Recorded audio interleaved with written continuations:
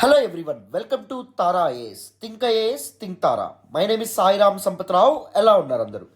As part of today's Abhyasana program GS paper 4 ethics నుంచి section B case studies సంబంధించినటువంటి ఒక important క్వశ్చన్ని ఈరోజు మనం పిక్ చేసుకోవడం అనేది జరిగింది. డీటెయిల్డ్గా దిస్ పర్టికులర్ కేస్ స్టడీని కాంప్రహెన్సివ్గా అర్థం చేసుకునే ముందు 16 జనవరి 2024 ఈ జనవరి 16వ తారీఖున స్టార్ట్ అవ్వబోతున్న యూపీఎస్సీ ఎథిక్స్ కోర్స్ గురించి కాస్త మీకు చెప్పాలనుకుంటున్నాను. నేను ఇప్పటికే చాలా సెషన్స్లో మీకు చాలాసార్లు చెప్పడం అనేది జరిగింది. మీ యొక్క యూపీఎస్సీ ప్రిపరేషన్ మీరు 2 ఇంపార్టెంట్ టాపిక్స్తో స్టార్ట్ చేయాలి. First GS paper 4 ethics and second one వచ్చేసి ఆప్షనల్. ఎవరైతే ఎర్లీ స్టేజెస్ ఆఫ్ దేర్ ప్రిపరేషన్లోనే దీస్ 2 ఇంపార్టెంట్ టాపిక్స్ మీద ఎక్కువగా ఫోకస్ చేస్తారో they can easily sail through the critical phase of the examination, that is the mains examination. ఓకేనా? So అందుకోసం అని చెప్పి ఈ జనవరి 16 నుంచి ఎథిక్స్ కేస్ స్టడీస్ కోసం ఒక సెపరేట్ ప్రోగ్రామ్ స్టార్ట్ చేయడం అనేది జరిగింది. ఈ పర్టికులర్ ప్రోగ్రాంలో భాగంగా 20+ అవర్స్ ఆఫ్ కాంప్రహెన్సివ్ క్లాసెస్ ఉంటాయి on divorce themes, administrative ethics, ethical dilemma, environmental ethics, corporate ethics, case studies related to social issues and vulnerable groups, case studies related to probity in governance, case studies related to media and ethics, case studies related to ethics and technology. Almost all the diverse themes ని మనం కాంప్రహెన్సివ్గా పర్ఫెక్ట్గా discuss చేసుకుంటాం. And నేను already మీకు Taras Dashavatar approach యొక్క gist provide చేయడం అనేది జరిగింది. దిస్ తారాస్ దశావతార్ అప్రోచ్ ఏదైతే ఉందో, this framework, the system that we have design ఏదైతే ఉందో, దీన్ని వేర్వేరు కేస్ స్టడీస్కి ఏ విధంగా అప్లై చేయాలి అనేటటువంటి టెక్నిక్ కూడా ప్రాక్టికల్గా నేను క్లాస్లో మీకు ఎక్స్ప్లెయిన్ చేస్తాను. How we need to come up with options, how we need to judge those options, how we need to justify those options. All these things Taras Dashavatar framework పక్కన పెట్టుకొని మల్టిపుల్ థీమ్స్కి మనం రెస్పాన్సెస్ క్రాఫ్ట్ చేసేటప్పుడు ఏ విషయాలను మైండ్లో పెట్టుకోవాలో నేను చెప్తాను. అండ్ దాంతోపాటుగా key ethical thinkers and philosophers మీద డెడికేటెడ్ సెషన్స్ ఉంటాయి. టాపర్స్ కాపీ అనాలిసిస్ చేయడం అనేది జరుగుతుంది. అండ్ దాంతోపాటుగా this particular programme also includes 2 tests అమ్మ. మీకు ఈచ్ టెస్ట్లో 6 కేస్ స్టడీస్ ప్రజెంట్ చేయడం అనేది జరుగుతుంది. సో మీరు రాసి ఆన్సర్ పంపించిన తర్వాత detailed and very comprehensive feedback అనేటువంటిది మీకు ప్రొవైడ్ చేయడం అనేది జరుగుతుంది. అండ్ దాంతోపాటుగా 50+ కేస్ స్టడీస్తో కూడినటువంటి ఒక worksheet and workbook కూడా మీకు ప్రొవైడ్ చేయడం అనేది జరుగుతుంది. Just give me 10 to 12 days of your preparation, you will master case studies like no other. చాలా చాలా చక్కగా కేస్ స్టడీస్, ఏ రకంగా కేస్ స్టడీస్ వచ్చినా మీరు చక్కనైనటువంటి ఆన్సర్స్ రాయగలుగుతారు. ఈజీ ఫ్రేమ్వర్క్తో మీరు ఆన్సర్స్ రాయగలుగుతారు. I will make things very very very easy for you. Will be discussing time management techniques, will be discussing integrating theory part with case studies, will be discussing the instances of ethical dilemma, will be discussing various commands that were asked in UPSC civil service examination, for example course of actions, options or any other dimensions. ఇవన్నీ నేను పూర్తి స్థాయిలో explain చేస్తాను. Current అఫైర్స్ని ఏ విధంగా link చేయాలి, ప్రాక్టికల్గా inductions ఏ విధంగా రాయాలి, ప్రాక్టికల్గా కన్క్లూజన్స్ ఏ విధంగా రాయాలి, టైం మేనేజ్మెంట్ ఎలా చేసుకోవాలి, ప్రతిదీ ఎక్స్ప్లెయిన్ చేయడం జరుగుతుంది. ఇనాగ్రల్ ఆఫర్ కింద కోర్స్ ఫీజు ఓన్లీ 1499 GST మాత్రమే పెట్టడం అనేది జరిగింది. ఎవరైనా జాయిన్ అవ్వాలనుకుంటే డిస్క్రిప్షన్లోను అండ్ పిన్ కామెంట్లోను కోర్స్ లింక్ అనేటువంటిది ప్రొవైడ్ చేస్తాను. ఆ పర్టికులర్ వెబ్ లింక్ ఉపయోగించి మీరు చక్కగా ఎన్రోల్ అవ్వచ్చు. ఓన్లీ 20 స్టూడెంట్స్ని మాత్రమే తీసుకుంటున్నాం, 20 సీరియస్ ఆస్పిరెంట్స్ని మాత్రమే. ఆల్రెడీ 9 స్లాట్స్ ఫిల్ అవ్వడం అనేటువంటి జరిగింది. ఇంకో 11 స్లాట్స్ మాత్రమే ఉన్నాయి. వీలైనంత త్వరగా జాయిన్ అవ్వండి. You will get the best classes and best experience. That is what I can guarantee you. Okay? So without any further delay, ఈరోజు అభ్యాసన సెషన్లోకి వెళ్ళిపోదాం, వినాలి. రైట్. సో అభ్యాసన ప్రోగ్రాంలో భాగంగా ఈరోజు మన కేస్ స్టడీస్ని డిస్కస్ చేసుకునే ముందు అభ్యాసన ప్రోగ్రామ్ ఎలా వర్క్ అవుతుందో, ఏ విధంగా అభ్యాసన ప్రోగ్రామ్ మీ ఆన్సర్ రైటింగ్ స్కిల్స్ని ట్రాన్స్ఫార్మ్ చేయగలదో కొద్ది నిమిషాల్లో టూకీగా చెప్తాను. ప్రతిరోజు ఉదయం 6 గంటలకల్లా ఆ రోజు మనం డిస్కస్ చేయబోయే క్వశ్చన్ ఏదైతే ఉందో అది మన యూట్యూబ్ కమ్యూనిటీ పేజ్లోను అండ్ టెలిగ్రామ్ ఛానల్లోనూ అప్డేట్ అవుతుంది. మీరు బై 12 PM మేం పోస్ట్ చేసిన క్వశ్చన్కి ఆన్సర్ చేసి మీ నేమ్, డేట్ అండ్ పేపర్, ఈ ఫార్మాట్ ఏదైతే ఉందో ఈ ఫార్మాట్లో ఆన్సర్ టు abhyasana@gmail.com ఈ పర్టికులర్ ఈమెయిల్కి సెండ్ చేయొచ్చు. విత్ ఇన్ 24 hours మీకు డీటెయిల్డ్ కాంప్రహెన్సివ్ ఫీడ్బ్యాక్తో ఎవాల్యుయేటెడ్ కాపీ మీకు మెయిల్కి మళ్ళీ తిరిగి వస్తుంది, రిప్లై వస్తుంది. అండ్ అదే రోజు సాయంత్రం 4 PMకి 4 గంటలకి డీటెయిల్డ్ ఆన్సర్ డిస్కషన్ సెషన్ని మన తారా ఐఏఎస్ యూట్యూబ్ ఛానల్లో మనం అప్లోడ్ చేస్తాం. సో ఈ విధంగా ప్రతిరోజు ఒక క్వశ్చన్ మనం డిస్కస్ చేస్తాం కాబట్టి మీరు ఆన్సర్ రాసి మాకు పంపించి అండ్ డీటెయిల్డ్ ఎవాల్యుయేటెడ్ కాపీని కూడా తీసుకునే వెసులుబాటు కల్పిస్తున్నాం కాబట్టి this will definitely transform your answer writing skills. ప్రతిరోజు ఒక క్వశ్చన్, వారానికి 6 క్వశ్చన్స్, సండే తప్ప మిగిలిన ప్రతిరోజు ఉంటుంది. Monday GS1, Tuesday GS2, Wednesday GS3, Thursday GS4, Friday SA paper and Saturday ఆ వీక్లో ఉన్నటువంటి ఇంపార్టెంట్ కరెంట్ అఫైర్స్ సంబంధించినటువంటి క్వశ్చన్ పిక్ చేస్తామని చెప్పుకున్నాం కదా. సో వీక్లీ 6 క్వశ్చన్స్, మంత్లీ ఎంత అవుతున్నాయి 24 క్వశ్చన్స్, ఇయర్లీ ఆల్మోస్ట్ 250+ క్వశ్చన్స్ మనం డిస్కస్ చేస్తాం కాబట్టి 250 టాపిక్స్ మీద మీకు అవగాహన రావడమే కాకుండా ఆర్గానిక్గా ఆన్సర్ రైటింగ్ మీద మీకు ఫుల్ కమాండ్ రావడం అనేది జరుగుతుంది. I hope you make use of all of our efforts and this beautiful initiative called Abhyasana. ఓకేనా? So without any further delay ఈరోజు కేస్ స్టడీలోకి వెళ్ళిపోదాం. జాగ్రత్తగా అటెన్షన్ పేజెస్ వినండి. So now let us look at this case study. Previous year question. Again మనం first phase of Abhyasana ప్రోగ్రామ్లో అన్ని ప్రీవియస్ ఇయర్ క్వశ్చన్స్ మాత్రమే పిక్ చేసుకుంటున్నాం. సో జాగ్రత్తగా అటెన్షన్ పేజెస్ వినండి. First let us try to understand this particular case and దాని తర్వాత తారాస్ దశావతార్ అప్రోచ్ ఉపయోగించి మనం దిస్ పర్టికులర్ కేస్ స్టడీని ఏ విధంగా సాల్వ్ చేయొచ్చో నేను చెప్తాను. రైట్. సో ఒకసారి కేస్ స్టడీని చూడండి. The Supreme Court has ban mining in the Aravalli hills. You already know that Aravalli hills world's oldest fold mountains. So to stop degradation of forest cover and to maintain ecological balance Supreme Court Aravalli హిల్స్లో మైనింగ్ని ban చేయడం అనేది జరిగింది because of environmental conservation being the reason. However the stone mining was still prevalent in the border district of affected state with connivance of certain corrupted forest officials and politicians, but still stone mining అనేటువంటిది కొనసాగుతూనే ఉంది, especially border districts ఏవైతే ఉంటాయో అక్కడ. Young and dynamic SP who was recently posted in the affected district promised to himself to stop this menace. So this illegal mining ఏదైతే ఉందో దాన్ని కంప్లీట్గా బ్యాన్ చేయాలి, పూర్తి స్థాయిలో స్టాప్ చేయాలని చెప్పి అప్పుడే పోస్ట్ అయినటువంటి ఆ డిస్ట్రిక్ట్కి ఎస్పీగా వచ్చినటువంటి ఒక యంగ్ అండ్ డైనమిక్ ఆఫీసర్ కోరుకోవడం అనేది జరిగింది, బలంగా నిశ్చయించుకోవడం అనేది జరిగింది. In one of his surprise checks with his team, he found loaded truck with stone trying to escape the mining area. The young and dynamic officer చేసినటువంటి ఒక సర్ప్రైజ్ విజిట్లో ఒక truck with full of stones ఆ particular stone mining area నుంచి బయటికి వెళ్తూ తప్పించుకుంటూ ఆయన చూడడం అనేది జరిగింది. He try to stop the truck. ఆయన ట్రక్ని ఆపాలనుకున్నాడు, but the truck driver over run the police officer, SP మీదుగా ట్రక్ను పోనించడం అనేది జరిగింది. Killing him on the spot and thereafter manage to flee. అతను అక్కడికక్కడే చంపేసి హత్య చేసేసి అక్కడి నుంచి ట్రక్ డ్రైవర్ పారిపోయాడు.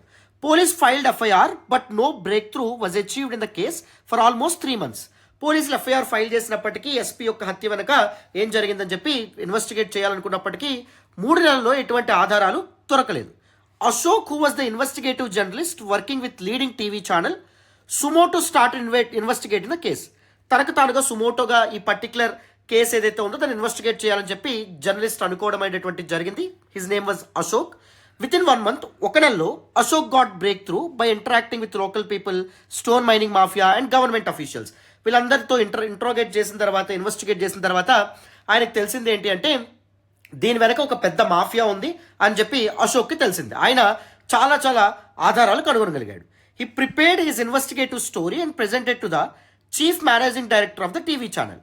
సో ఒక ఇన్వెస్టిగేటివ్ స్టోరీ ఏదైతే ఉందో ప్రిపేర్ చేసి ఒక ఫైల్ ప్రిపేర్ చేసి టీవీ ఛానల్ యొక్క చీఫ్ మేనేజింగ్ డైరెక్టర్ దగ్గరికి ఆ ఫైల్ తీసుకెళ్లాడు. He exposed in his investigative report the complete nexus of stone mafia working with blessing of correct police and civil officials and politicians. So nexus between police, civil officials and politicians వీటి కారణంగా stone mafia యథేచ్ఛగా రెచ్చిపోతుంది అని చెప్పి this particular investigation report ఏదైతే ఉందో దాన్ని submit చేయడం అనేది జరిగింది. The politician who was involved in the mafia was no one else but local MLA who was considered to be very close to the chief minister. ఆ రాష్ట్ర ముఖ్యమంత్రికి చాలా క్లోజ్ రిలేటివ్ అయినటువంటి ఎమ్మెల్యే, ముఖ్యంగా ఆ పర్టికులర్ రీజన్ యొక్క MLA ఎవరైతే ఉన్నారో అతనే ఈ స్టోన్ మాఫియాలో, ఈ ఇల్లీగల్ మైనింగ్ మాఫియాలో ఇన్వాల్వ్ అయి ఉన్నాడని తెలిసింది. After going through the investigative report ఏదైతే ఉందో దాన్ని చూసిన తర్వాత the chief managing director advised Ashok to drop the idea of making the story public through electronic media. So ఈ పర్టికులర్ కేసు ఏదైతే ఉంది, పర్టికులర్ ఇన్వెస్టిగేటివ్ రిపోర్ట్ ఏదైతే ఉందో దాన్ని జనాల దగ్గరికి వెళ్ళకూడదు, అసలు ఆలోచనే పక్కన పడేసి, ఎందుకంటే ఎమ్మెల్యేకి సంబంధించి ఎమ్మెల్యే ఇన్వాల్వ్ అయ్యారు, MLA close relative to CM as well అని చెప్పి సీఎండి చెప్పారనమాట. He inform that the local MLA was not only the relative of the owner of the TV channel but also had unofficially 20% share in the channel. దాంతోపాటు సీఎంకి రిలేటివే కాకుండా that MLA ఎవరైతే ఉన్నారో, ఎవరైతే ఈ మైనింగ్ మాఫియా నడిపిస్తూ ఉన్నాడో ఆయన ఈ టీవీ ఛానల్ యొక్క ఓనర్ ఎవరైతే ఉన్నారో ఓనర్కి ఒక క్లోజ్ రిలేటివ్తో పాటు 20% స్టేక్ ఈ ఛానల్కి ఇన్వెస్ట్మెంట్ ఈయన కూడా పెట్టున్నాడు అనమాట. The CMD further informed Ashok that his further promotion and hike in pay will be taken care of. In addition, the soft loan of 10 lakhs which has taken from the TV channel for his son's chronic disease will be suitably adjusted if he hands over the investigation report to him. Investigation రిపోర్ట్ని నువ్వు నాకు ఇచ్చేస్తే నీకు salary hike వస్తుంది and దాంతోపాటుగా promotion వస్తుంది and దాంతోపాటుగా ఇంతకుముందు నీ కొడుక్కి ఒంట్లో బాగాలేదని చెప్పి నువ్వు ఒక 10 లక్షల రూపాయలు మేనేజ్మెంట్ నుంచి తీసుకున్నావు కదా, ఆ లోన్ వేవ్ ఆఫ్ కూడా నేను చేస్తాను, ఓకేనా, డోంట్ వరీ అనే విధంగా CMD చెప్పడం అనేది జరిగింది. సో క్లియర్గా ఈ కేసు ఏ పర్టికులర్ థీమ్ని ఇండికేట్ చేస్తుంది? మీడియా ఎథిక్స్ లేదా జర్నలిజం ఎథిక్స్ ఏదైతే ఉందో, జర్నలిస్ట్ ఎథిక్స్ని క్లియర్గా అర్థం పడుతుంది. సో మీ యొక్క ఆన్సర్ ఏదైతే ఉందో దాన్ని ఈ పర్టికులర్ స్ట్రీమ్, ఈ పర్టికులర్ థీమ్ ఏదైతే ఉందో దాన్ని బేస్ చేసుకుని ఉండాలి. అందుకే మన ఎథిక్స్ కేస్ స్టడీస్ బ్యాచ్లో మనం డైవర్స్ థీమ్స్ని ఏ విధంగా అడ్రస్ చేయొచ్చు, ఏ విధంగా ఆన్సర్ చేయొచ్చో నేను మీకు ఎక్స్ప్లెయిన్ చేస్తాను. సింపుల్గా ఇక్కడ ఈ పర్టికులర్ కేస్ స్టడీ ద్వారా కూడా చెప్తాను, మీకు అర్థమవుతుంది. సో మొత్తం ఇక్కడ ఎన్ని కమాండ్స్ ఇవ్వడం అనేది జరిగింది? కేసులో 5 కమాండ్స్ ఇవ్వడం అనేది జరిగింది. Of course no doubt 250 words question, 20 marker question. మీరు ఒక 15 మినిట్స్లో దిస్ పర్టికులర్ కేస్ స్టడీని ఆన్సర్ చేయొచ్చు, రైట్? సో ఫస్ట్ కమాండ్ చూడండి, what are the options available with Ashok to cope up with this particular situation. ఈ పర్టికులర్ సిచ్యువేషన్ని అశోక్ ఏ విధంగా హ్యాండిల్ చేస్తాడు, ఏ విధంగా హ్యాండిల్ చేయొచ్చు, ఆప్షన్స్ చెప్పంటున్నారు. ప్రతి కేస్ స్టడీస్కి ఒకే రకమైన ఆప్షన్స్ మనం డిరైవ్ చేయడం కానీ ఒకే రకమైన రెస్పాన్స్తో ముందుకు రావడం కానీ కరెక్ట్ కాదు. సో డిఫరెంట్ థీమ్స్కి డిఫరెంట్ అప్రోచ్ ఫాలో అవ్వాలి. ఎలా ఫాలో అవ్వాలో మనం నేర్చుకుందాం. Critically evaluate or examine each of the options identified by Ashok. Ashok దగ్గర ఉన్న ప్రతి ఆప్షన్ని మనం ఎగ్జామైన్ చేయాలి. క్రిటికల్లీ ఎగ్జామైన్ అన్నారు కాబట్టి బోత్ మెరిట్స్ అండ్ డిమెరిట్స్ ఏవైతే ఉంటాయో వాటిని రాయాలన్నట్టు, ఓకేనా? What are the ethical dilemmas being faced by Ashok? Ashok ముందున్నటువంటి ఎథికల్ కన్ఫ్యూజన్ లేదా ఎథికల్ డైలమాస్ ఏంటి, ఏ విధమైనటువంటి ఎథికల్ డైలమా అతను ముందుంది, దాన్ని ఐడెంటిఫై చేయాలి. Which of the options do you think would be the most appropriate for Ashok to adapt and why? So all the ఆప్షన్స్లో ఏవైతే అతను ముందున్న ఆప్షన్స్ ఏవైతే ఉన్నాయో అందులో ఏది సూటబుల్ ఆప్షన్ అని కూడా అడుగుతున్నారు. In the above scenario, what type of training would you suggest for police officers posted in such districts where stone mining, illegal activities are rampant? So ఇలాంటి ఇల్లీగల్ యాక్టివిటీస్ ఎక్కువగా ఉన్నటువంటి ప్లేసెస్లో పోలీస్ ఆఫీసర్స్గా పోస్ట్ అయినటువంటి వ్యక్తులు ఎవరైతే ఉంటారో వాళ్ళకి ఎలాంటి ట్రైనింగ్ అనేటువంటిది నువ్వు సజెస్ట్ చేస్తావు అని కూడా క్వశ్చన్ అడగడం అనేది జరిగింది. So 250 words question, 20 marker question, పర్ఫెక్ట్గా మీరు దీన్ని ఆన్సర్ చేయొచ్చు. నేను ఆల్రెడీ తారాస్ దశావతార్ అప్రోచ్ గురించి చెప్పాను. ఫస్ట్ స్టెప్ ఏంటి? Taras Dashavatar approach 10 step framework. First facts అనేటువంటి ఐడెంటిఫై చేయాలి. ఎందుకు ఫ్యాక్ట్స్ అనేవి ఐడెంటిఫై చేయాలని చెప్పుకున్నాం? It will eliminate extreme assumptions అన్నట్టు, రైట్? సో మీ ఎటువంటి అజంప్షన్స్ లేకుండా లాజికల్గా, రేషనల్గా మీ యొక్క రెస్పాన్స్ ఏదైతే ఉందో దాంతో మీరు ముందుకు వస్తారు. GS 1, 2, 3 ఏవైతే ఉన్నాయో ఈ పర్టికులర్ టాపిక్స్లో మీకు ఒక క్వశ్చన్ ఇస్తారు, మీరు ఆన్సర్ చేయాలి. వేరాజ్ ఎథిక్స్లో అలా కాదమ్మా. ఎథిక్స్లో మీకు ఒక సిచ్యువేషన్ ఇస్తారు, దానికి రెస్పాన్స్ మీరు రాయాల్సి ఉంటుంది, అవునా కదా? You are not going to write any answer, you are going to give your response, isn't it? So ఆ రెస్పాన్స్ రేషనల్గా, లాజికల్గా, ఎటువంటి అంబిగ్విటీస్ కానీ అజంప్షన్స్ కానీ లేకుండా ఉండాలి అంటే మీరు ఫ్యాక్ట్స్ ఏవైతే ఉంటాయో వాటిని ఐడెంటిఫై చేయడం వెరీ వెరీ ఇంపార్టెంట్ అన్న. క్లారిటీ వచ్చిందని అనుకుంటాను. సెకండ్ ఇంపార్టెంట్ థింగ్ స్టెప్ ఏంటి? స్టేక్ హోల్డర్స్ ఎవరైతే ఉన్నారో వాళ్ళని ఐడెంటిఫై చేయాలి, right? And third important step ఏంటి? ఎవరైతే స్టేక్ హోల్డర్స్ ఇన్వాల్వ్ అయ్యారో వాళ్ళని ఐడెంటిఫై చేసిన తర్వాత interest of the stake holders. So ఈ స్టేక్ హోల్డర్స్ యొక్క ఇంట్రెస్ట్ ఏవైతే ఉన్నాయో, ఎవరికి ఏది కావాలి, ఎవరు ఏం కోరుకుంటున్నారు అనేటువంటిది ఐడెంటిఫై చేయాలి. దాని తర్వాత కాన్ఫ్లిక్ట్ ఆఫ్ ఇంట్రెస్ట్ ఏవైతే ఉంటాయో అదే ఐడెంటిఫై చేయాలి. ఎవరికి ఏది కావాలి, దానికి వ్యతిరేకంగా ఇంకొకరు ఏం కోరుకుంటున్నారు అనేది ఐడెంటిఫై చేయాలి. అండ్ ఫిఫ్త్ ఇంపార్టెంట్ స్టెప్ ఏంటి? Underlying values of these interest అనుకున్నటువంటి వేరియస్ వాల్యూస్ ఏవైతే ఉంటాయో వాటిని ఐడెంటిఫై చేస్తారు. Next you need to highlight the situations of ethical డైలమాకి సంబంధించినటువంటి సిచ్యువేషన్స్ ఏవైతే ఉంటాయో వాటిని ఐడెంటిఫై చేయాలి. నేను ఆల్రెడీ చాలా case studies and separate session కూడా తారాస్ దశావతార్ ఫ్రేమ్వర్క్ మీద చేశాను. సో అది ఇప్పుడు అప్లై చేద్దాం. అప్లై చేసినప్పుడు ఇంకా మీకు బెటర్గా అర్థమవుతుంది. ఎథికల్ డైలమాని అడ్రస్ చేసిన తర్వాత you need to come up with your various options. నీకు ఎటువంటి ఆప్షన్స్ ఉన్నాయి ఆ పర్టికులర్ కేసులో మీరు ఆ పొజిషన్లో ఉంటే దాంతో మీరు ముందుకు వస్తారు. దాని తర్వాత ఎథికల్ జడ్జ్మెంట్. ఆల్ దీస్ ఆప్షన్స్లో ఒక ఇంపార్టెంట్ ఆప్షన్ని మీరు సెలెక్ట్ చేసుకుంటారు. దాని తర్వాత you need to give ethical or moral justification. ఎందుకు ఆప్షన్ మీరు సెలెక్ట్ చేసుకున్నారని చెప్పి మీరు జస్టిఫై చేస్తారు. అండ్ ద నెక్స్ట్ వన్ వచ్చేసి లాస్ట్ వన్ వచ్చేసి కన్క్లూజన్ అమ్మ. Very very important. You need to conclusion by mentioning proper moral or ethical thinkers or recent current affairs what not. Clarity వచ్చింది అనుకుంటాను. దిస్ 10 స్టెప్స్ మీ మైండ్లో ఉండాలి. ఈ 10 స్టెప్స్ని పర్ఫెక్ట్గా ఫాలో అయితే ఎనీ కేస్ స్టడీ మీరు చాలా ఈజీగా సాల్వ్ చేయగలుగుతారు. కాకపోతే here is the catch, diverse case studies ఏవైతే ఉన్నాయి, ఫర్ ఎగ్జాంపుల్ ఎన్విరాన్మెంటల్ ఎథిక్స్ సంబంధించిన కేస్ స్టడీ ఏదైతే ఉందో దానికి ఆప్షన్స్ డిఫరెంట్గా ఉంటాయి. You need to keep in mind various aspects. Right. So environmental ఎథిక్స్కి ఎలా పడితే అలాగ ఆప్షన్స్తో ముందు రాదు. You need to have a framework, you need to have a fixed system. And దాంతోపాటు అడ్మినిస్ట్రేటివ్ ఎథిక్స్కి మీరు ఒక రకమైన ప్రాస్పెక్ట్తో ముందుకు రావాలి. లేకపోతే case studies on social issues are vulnerable sections సంబంధించి ఆప్షన్స్ తీసుకొచ్చేటప్పుడు మీరు ఒక రకమైన ఫ్రేమ్వర్క్ ఫాలో అవ్వాలి. ఇవన్నీ మన ఎథిక్స్ కేస్ స్టడీస్ బ్యాచ్లో నేను చెప్తాను. చాలా చక్కగా, చాలా ఈజీగా మీరు all the case studies solve చేయగలుగుతారు, అడ్రస్ చేయగలుగుతారు, ట్యాకిల్ చేయగలుగుతారు. No need to worry at all. Right. ఇప్పుడు media ethics or journalism ethics సంబంధించినటువంటి కేస్ స్టడీస్లో ఆప్షన్స్ ఏవైతే ఉంటాయో వాటితో మీరు ముందుకు వచ్చేటప్పుడు దీస్ 2 స్టెప్స్, ఆప్షన్స్ని తీసుకురావాలి అండ్ ఎథికల్ జడ్జిమెంట్. ఏ ఆప్షన్స్లో ఒక ఆప్షన్ని పర్ఫెక్ట్గా చూస్ చేసుకోవాలి, సరైన ఆప్షన్. ఈ 2 స్టెప్స్లో మీరు ఫాలో అవ్వాల్సింది ఏంటి? For example framework. First you need to put this particular test. You need to test that particular scenario with one important moral value, that is responsible journalism. మీ యొక్క option that it needs to align with responsible journalism. So ఏవైనా scenario responsible జర్నలిజంని avoid చేసే scenario, ఇంకేదైనా ఒక challenge కానీ bottle neck situation కానీ add చేశారనుకోండి, next మీరు చేయాల్సింది మీడియా బయాస్. మీడియా అన్బయాస్డ్గా ఉండాలి. అండ్ దాంతోపాటు media needs to be objective as well. Accurate reporting అనేటువంటిది very important. And third important scenario మీరు దృష్టిలో పెట్టుకోవాల్సింది ప్రైవసీ, పీపుల్ యొక్క డేటా ఏదైతే ఉందో దాన్ని సేఫ్ గార్డ్ చేయడం. అండ్ దాంతోపాటు పబ్లిక్ ఇంట్రెస్ట్, అల్టిమేట్లీ పీపుల్ ఎవరైతే ఉన్నారో వాళ్ళ యొక్క ఇంట్రెస్ట్ని మైండ్లో పెట్టుకొని మీ యొక్క ఆప్షన్స్ని క్యూరేట్ చేయాలి. నెక్స్ట్ ఇంకొకటి ఏంటి అంటే ఎథికల్ అడ్వర్టైజింగ్. సో ఇండస్ట్రీ ఏదైతే అడ్వర్టైజ్ చేస్తారో అడ్వర్టైజ్మెంట్స్లో ఆనెస్టీ అండ్ ఇంటిగ్రిటీ అనేటువంటి అడ్వర్టైజ్మెంట్ ప్రాక్టీసెస్లో ఉండాలి. Of course this particular case స్టడీకి ఇది relevant, but all the first 3 important dimensions or ethical all moral principles ఏవైతే ఉంటాయో వీటిని బేస్ చేసుకొని మీరు ఆప్షన్స్ క్యూరేట్ చేస్తారు. అందులో ఒక పర్టికులర్ ఆప్షన్ ఏదైతే ఉందో దాన్ని ఎథికల్ జడ్జిమెంట్ ద్వారా ఒక దాన్ని సెలెక్ట్ చేసుకుంటారు. ఎందుకు సెలెక్ట్ చేసుకున్నారని చెప్పి జస్టిఫై చేసేటటువంటి ప్రయత్నం కూడా చేస్తారు. క్లారిటీ వచ్చిందని అనుకుంటున్నాను, అందరికీ అర్థమైందని అనుకుంటున్నాను.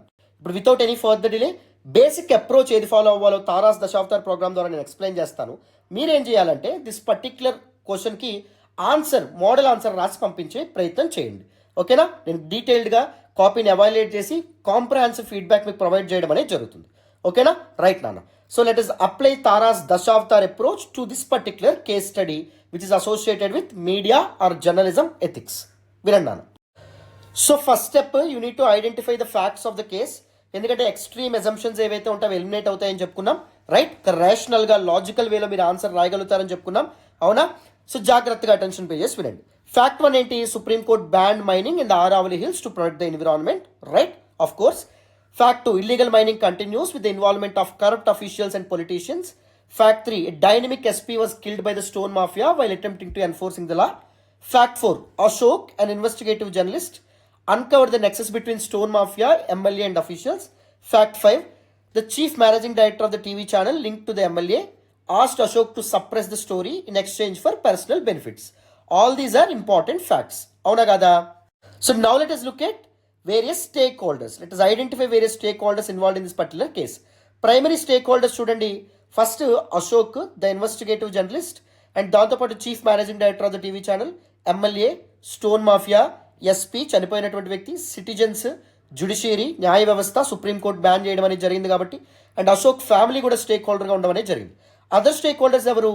ఎన్విరాన్మెంటల్ యాక్టివిస్ట్, ఎవరైతే ఆరావళి కన్జర్వేషన్ కోసం, ఆరావళి ఎకలాజికల్ ప్రొటెక్షన్ కోసం ఫైట్ చేస్తున్నారు వాళ్ళు, various NGOs, other journalist, viewers ఎవరైతే ఈ టీవీ ఛానల్ చూస్తారో వాళ్ళు, అండ్ లా ఎన్ఫోర్స్మెంట్ ఏజెన్సీస్, ఇవన్నీ అదర్ స్టేక్ హోల్డర్స్ కింద మనం చెప్పొచ్చు.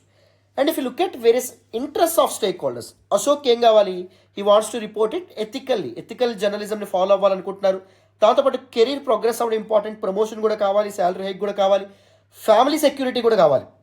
రైట్? ఇప్పటికిప్పుడు 10 లక్షలు కట్టమని ఒకవేళ ఏదో బలవంతం చేస్తే, ఫోర్స్ చేస్తే, that particular media channel, TV channel ఇతను కట్టే పరిస్థితిలో ఉన్నాడా? తన కొడుకు ఆల్రెడీ బాధలో ఉన్నాడు. రైట్? ఇబ్బంది పడుతూ ఉన్నాడు, వ్యాధితో బాధపడుతూ ఉన్నాడు, అది కష్టం. Right? And second, chief managing director MLAs ఇంట్రెస్ట్ని ప్రొటెక్ట్ చేయాలి, ఛానల్స్ రెప్యుటేషన్ కూడా కాపాడుకోవాలి. MLA and mafia they continue illegal mining and protect their profits. సిటిజన్స్కి ఏం కావాలి? ఎన్విరాన్మెంటల్ ప్రొటెక్షన్ కావాలి, అండ్ దాంతోపాటు అకౌంటబిలిటీ కూడా కావాలి. జ్యుడిషియరీకి మైనింగ్ బ్యాన్ పర్ఫెక్ట్గా ఎన్ఫోర్స్ చేయడం కావాలి, జస్టిస్ అప్హోల్డ్ అవ్వడం న్యాయ వ్యవస్థకి కావాలి. రైట్? వేరే stakeholders and their interest ఏవైతే ఉన్నాయో వాటి మనం ఐడెంటిఫై చేసాం. ఇప్పుడు you need to identify the conflict of interest. So ఇక్కడ చూడండి, professional integrity versus personal safety. Ashok's ethical conflict ఎక్కడుంది? తన ఫ్యామిలీ ఫినాన్షియల్ సిచ్యువేషన్ కాపాడుకోవాలి, అండ్ ఫిజికల్ సెక్యూరిటీని కూడా కాపాడుకోవాలి. Public interest versus private gain. The story ఏదైతే ఉందో దాన్ని పబ్లిష్ చేస్తే పీపుల్కి మంచి జరుగుతుంది, కానీ పబ్లిష్ చేయకపోతే తనకి సొంతంగా మంచి జరుగుతుంది. Loyalty versus truth. Ashok's responsibility to the chief managing director versus his duty to society. Chief managing director ఎవరైతే ఉన్నారో అతని హైయర్ అఫీషియల్, రైట్, అతని హెడ్, అతను చెప్పినటువంటి మాట వినడం, అతనికి లాయల్గా ఉండడం వెరీ ఇంపార్టెంట్. వెరాస్ సమాజానికి అతని యొక్క డ్యూటీ, అతని యొక్క బాధ్యత ఏదైతే ఉందో యాజ్ ఎ మీడియా పర్సన్, దానికి ట్రూత్ఫుల్గా ఉండడం కూడా అంతే important. These are conflicts of interest. Now let us look at various underlying values: truth, dishonesty, justice, corruption, integrity, self-preservation, courage, fear. ఇవన్నీ వాల్యూస్ అవ్వడం అనేది జరుగుతుంది. అండ్ రిమెంబర్, ఎథికల్ డైలమా కాకుండా ethical issues అని అడిగారు అనుకోండి, ఇవి ఇండివిజువల్గా ఈ పర్టికులర్ ఎథికల్ ఇష్యూస్ని మెన్షన్ చేసి ఎందుకు ఆ పర్టికులర్ ఎథికల్ ఇష్యూస్ని మీరు ఐడెంటిఫై చేశారో కూడా మీరు ఎక్స్ప్లెయిన్ చేయాల్సి ఉంటుంది. దీస్ వాల్యూస్నే మీరు ఎథికల్ ఇష్యూస్గా మెన్షన్ చేస్తారు. వెరీ వెరీ ఇంపార్టెంట్, గుర్తుపెట్టుకోండి. ఎథికల్ ఇష్యూస్ అంటే అర్థం ఏంటి? Those are the values, those are the ethical or moral principles that were put under test. ఓకేనా? అది very very important. Ethical dilemmas identify చేయాలి. అశోక్ ఎథికల్ డైలమాస్ ఏమున్నాయి? తన ప్రొఫెషనల్ ఇంటిగ్రిటీ, ఫ్యామిలీ సెక్యూరిటీ, ఏది కాపాడుకోవాలనేది. ఒకవైపు public good and private loyalty, ఏది కాపాడుకోవాల్సింది. And దాంతోపాటు means versus ends, అతని పర్సనల్ బెనిఫిట్స్ కోసం, దట్ ఈస్ ఎండ్స్, దానికోసం అతని వాల్యూస్ని కాంప్రమైజ్ అవ్వాలా, అతని యొక్క ఎథికల్ అండ్ మారల్ ప్రిన్సిపల్స్ని కాంప్రమైజ్ అవ్వాలా. సో ఇది కూడా ఎథికల్ డైలమా కింద చెప్పొచ్చు. పాసిబుల్ ఆప్షన్స్ అనేటటువంటి ఏమున్నాయి? Suppress the report. దీనివల్ల ఏం జరుగుతుంది? రిపోర్ట్ ఏదైతే ఉందో బయటకు వెలుగులోకి రాకుండా చేస్తే ఫినాన్షియల్ స్టెబిలిటీ అశోక్ ఫ్యామిలీకి సాధ్యపడుతుంది, కెరీర్ కూడా ముందుకెళ్తుంది. డిమెరిట్స్ ఏంటి? తన ఎథికల్ ప్రిన్సిపల్స్ కాంప్రమైజ్ అవుతాడు. అండ్ దాంతోపాటు కరప్షన్ ఇంకా పేరుకుపోతుంది, సొసైటీకి అది హామ్ అవ్వడం అనేది జరుగుతుంది. Second, publish the report via alternative platform. దీనివల్ల అంటే ఆ టీవీ ఛానల్ కాకుండా వేరే టీవీ ఛానల్కి రిపోర్ట్ ఇవ్వచ్చు అన్నట్టు. ఇంటిగ్రిటీ అప్హోల్డ్ అవుతుంది, సొసైటీనో ఇన్ఫార్మ్డ్గా మారుతుంది, కరప్షన్ ఫైట్ అవ్వడం అనేది జరుగుతుంది. కరప్షన్ ఏదైతే ఉందో అది అడ్డుపడడం అనేటటువంటి జరుగుతుంది. డిమెరిట్స్ ఏంటి? అతని సేఫ్టీ మీద రిస్క్, కెరీర్ అండ్ పర్సనల్ సెక్యూరిటీకి కూడా risk. And approaching the judiciary, డైరెక్ట్గా కోర్టుని ఆశ్రయించడం. దీనివల్ల లీగల్ యాక్షన్ అనేటటువంటిది తీసుకోబడి కరప్షన్ అనేటటువంటిది ఎండ్ అవ్వడం అనేది జరుగుతుంది, ఇల్లీగల్ ప్రాక్టీసెస్ ఎండ్ అవ్వడం అనేది జరుగుతుంది. ఇంపార్షియల్ ప్లాట్ఫామ్ కింద మనం చెప్పొచ్చు.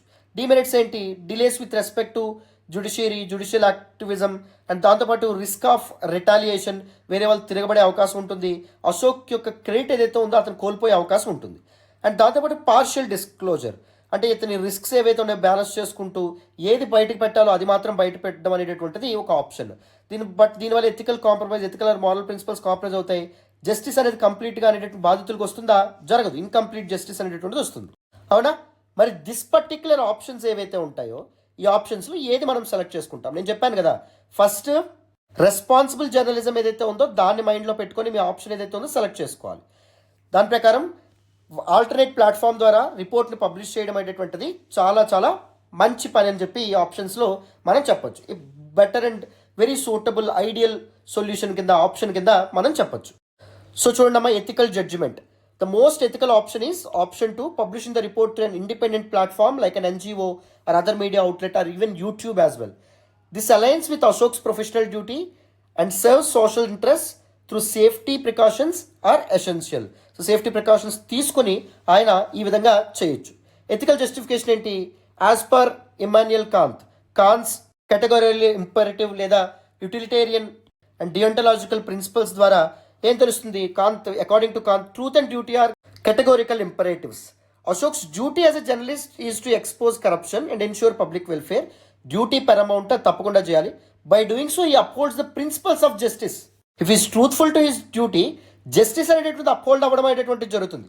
And contributes to societal good. The maxim principle ఏదైతే ఉందో, Rawls maxim principle and Mills utilitarian principles కూడా మనం ఇక్కడ ఉపయోగించడం అనేది జరిగింది, right? So larger public interest కోసం ఏం చేయడమే అది correct. Compromising ethics would erode public trust and harm democratic accountability. Isn't it very important? If you look at the conclusion, Ashok must act with courage and integrity. As Aristotle emphasized, courage is the first of human virtues because it makes all others possible. Aristotle, virtue ethical scholars like Socrates gani, Plato gani, Aristotle gani. So according to them, courage is the first and foremost important human virtues ga చెప్పొచ్చు. Courage ఉంటే మిగిలినవన్నీ సాధ్యపడతాయి. Truth and justice, when upheld, foster long-term social trust. Public and institutions must strengthen support for individuals standing against systematic corruption. So the organized and systematic corruption ఏదైతే ఉందో వ్యవస్థీకృత నేరాలు ఏవైతే ఉంటాయో వాటికి వ్యతిరేకంగా నిలబడుతున్నటువంటి ఇండివిజువల్స్కి పోలీసులు అండ్ ఇన్స్టిట్యూషన్ సపోర్ట్ చేయడం చాలా చాలా అవసరంగా మనం చెప్పొచ్చు. So this how you can conclude your answer, right? లేకపోతే రీసెంట్ కరెంట్ అఫైర్స్లో ఫర్ ఎగ్జాంపుల్ హర్యానాలో ఒక డిఎస్పీని ఏకంగా చంపేయడం అనేది జరిగింది. సో 2022లో చంపేశారు, అందుకే దిస్ పర్టికులర్ క్వశ్చన్ ఎపీర్ అవ్వడం అనేటువంటి జరిగింది, రైట్? సో కాన్స్టెంట్గా కరెంట్ అఫైర్స్ని ఫాలో అవ్వడం కూడా మీకు చాలా మంచి చేస్తుందమ్మా. క్లారిటీ వచ్చిందని అనుకుంటున్నాను. సో ఈ విధంగా మీరు పర్ఫెక్ట్గా ప్రతి కేస్ స్టడీని కాంప్రహెన్సివ్గా ద బెస్ట్ ఫ్రేమ్వర్క్తో నేర్చుకోవాలి అనుకుంటే పర్ఫెక్ట్గా జాయిన్ అయ్యే ప్రయత్నం చేయండి. మీకు చాలా చక్కగా ఎథికల్ ఆర్ మారల్ ప్రిన్సిపల్స్ని డిఫరెంట్ థీమ్స్కి ఎలా అప్లై చేయాలి, ఏ విధంగా అప్లై చేస్తూ రాయాలి ఆన్సర్స్, ద బ్యూటిఫుల్ అప్రోచెస్ మనం మాట్లాడదాం. 16th January నుంచి కొత్త బ్యాచ్ స్టార్ట్ అవుతుంది. Give me 12 of your days preparation days. మీరు ఇంకా section B of your GS paper 4 చూసుకోనక్కర్లేదు. నేను హామీ ఇస్తున్నాను, నాది పూర్తి హామీ, రైట్? డన్ అన్న. ఇప్పుడు నేను ఏం చెప్తున్నానంటే ఈ బేసిక్ అప్రోచ్ మనం ఫాలో అయ్యాం కాబట్టి ఆల్ ద 5 కమాండ్స్ ఏవైతే ఉంటాయో 5 కమాండ్స్ మీకు ఈ అప్రోచ్ ద్వారా కవర్ అయిపోతుంది. ఈ 5 కమాండ్స్ ఏవైతే ఉంటాయో వాటితో పర్ఫెక్ట్గా ఒక ఆన్సర్ క్రాఫ్ట్ చేసి నాకు సెండ్ చేసే ప్రయత్నం చేయండి. ఆన్సర్ టు abhyasana@gmail.comకి డీటెయిల్డ్ ఫీడ్బ్యాక్, కాంప్రహెన్సివ్ ఫీడ్బ్యాక్ నేను ప్రొవైడ్ చేస్తాను. ఓకేనా? Thank you so much once again. మళ్ళీ నెక్స్ట్ క్లాస్లో కలుద్దాం. Thank you so much once again. Bye అమ్మ.